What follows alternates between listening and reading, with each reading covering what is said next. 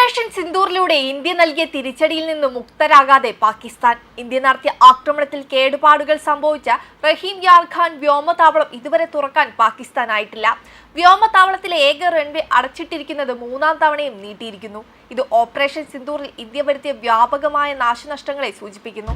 പാകിസ്ഥാൻ പുറത്തിറക്കിയ ഏറ്റവും പുതിയ നോട്ടം, അതായത് വിമാന ജീവനക്കാർക്കുള്ള നോട്ടീസ് പ്രകാരം ഓഗസ്റ്റ് 5 വരെ റൺവേ വിമാന പ്രവർത്തനങ്ങൾക്കായി അടച്ചിട്ടിരിക്കുന്നുവെന്ന് പറഞ്ഞിരുന്നു.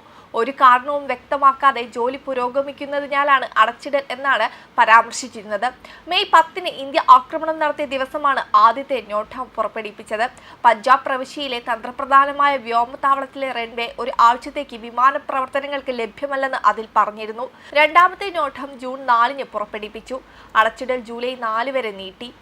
ഇന്ത്യ ടുഡേ ആക്സസ് ചെയ്ത ഉയർന്ന റെസല്യൂഷനുള്ള വാണിജ്യ ഉപഗ്രഹ ചിത്രങ്ങൾ ഇന്ത്യൻ ആക്രമണങ്ങളെ തുടർന്ന് റഹീം യാർ ഖാൻ വ്യോമതാവളത്തിലെ റൺവേയുടെ മധ്യത്തിൽ വലുതും ആഴമേറിയ ഒരു ഗർത്തം കാണിച്ചു.